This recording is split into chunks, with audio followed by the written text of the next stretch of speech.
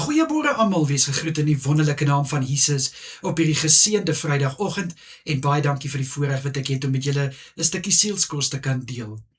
Is dit darem maar nie 'n wonderlike gevoel om te weet dat ons is deur nog 'n week gedra nie, of wat sê ek? My boetie en sussie, ek wil iets met jou deel. Ek het 'n droom gehad van waar ek besig is om te bedien.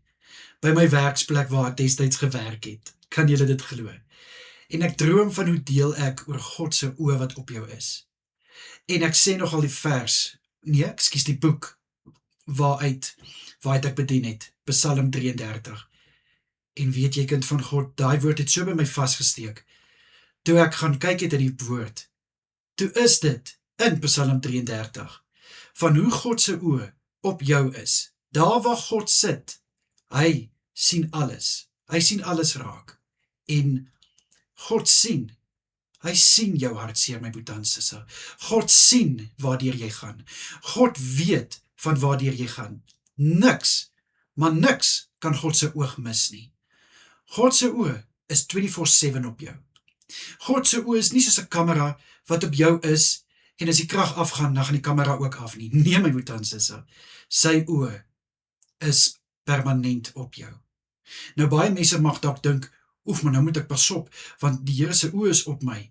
Dit hang af hoe jy daarna kyk. As jy bang is dat God gaan sien wat jy doen, moet jy begin dink, maar het ek rede om bang te wees? Is daar 'n rede hoekom ek bang is? Jy sien, kind van God, baie van ons weet dat ons ouers het altyd vir ons vertel, dat as jy niks verkeerd doen nie, sal daar nie nodig wees om bang te wees nie. En as jou ouers sien wat jy doen, en jy weet dit wat jy doen is reg, dan sal mos nou nie enige probleme wees nie. En dis dieselfde so met God ook. Kyk, as God sien, daar's iets wat jy verkeerd doen, God word hartseer, maar God staan nie reg om jou te slaan met 'n stok, of om op jou te skel nie. God sal jou eerder wil teregwys. Hy sal jou wil korrigeer. God sal wil eerder saam met jou die pad stap om dit wat jy verkeerd doen, nie weer verkeerd te doen nie. Dis nog 'n wonderlike eienskap van ons hemelse Vader, is dat hy sit nie reg en hou jou dop en wag vir die kleinste ding wat jy verkeerd doen om jou dan te slat nie. Nee, dis nie die God wat ons dien nie. God se oë is juis op jou. Hoekom? Want hy is lief vir jou, my boetie en sussie. God is lief vir jou. Hy wil weet wat in jou lewe aangaan. Hy wil sien wat in jou lewe aangaan. En dis hoekom sy oog sal niks mis nie. En dis hoekom, dit is vir my wonderlik, om te weet God se oë is op my, want ek weet, dit wat ek heiliglik doen ek tot verheerliking van sy naam. En ek sal eintlik graag wil tereggewys word as daar iets is wat ek verkeerd doen. So dit is goed, dat God se oë altyd op jou is. Want so kan jy gelei word, wat ek verkeerd doen, en wat ek nie verkeerd doen nie. Jy sien, my boetie en sussie, dis regtig wonderlik om te weet, ons het 'n Vader, wat elke oomblik oor ons waak. Ander gode, hulle sien net raak wat jy verkeerd doen. Hulle sien wat jy goed doen, maar dit is nie asof dit hulle soveel aanraak, soos wat dit vir God aanraak nie. So jy sien, weer eens, my boetie en sussie, is dit so wonderlik, om te weet, ons dien 'n God, wat deel van ons lewe wil wees, elke oomblik van ons lewe. Al is jy hartseer, al gaan jy deur moeilike tye, al is jy gelukkig, al het jy vreugde en vrede in jou hart, God wil deel wees daarvan, en hy wil dit sien. Dis hoekom sy oë altyd op jou is. Kom ek bid vir ons.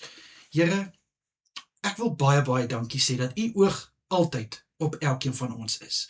Vader, dankie, dat daar niks is wat voor u verbygaan wat u nie sien nie. Dat daar niks is wat verbygaan wat u nie van weet nie.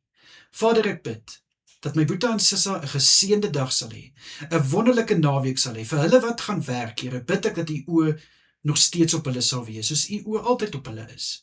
Ek bid vir krag en vir wysheid, vir die wat kan rus, bid ek vir goeie rus.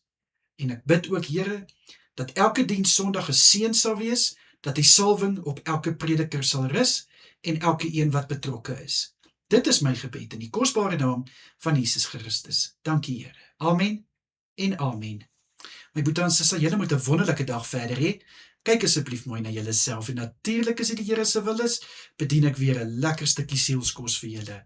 Want weet jy my boetie en suster, daar's vir my niks wonderliker as om iets uit God se hart te kan deel met julle nie. En ek sê vir God, dankie dat ek gebruik kan word om vir julle te kan bedien.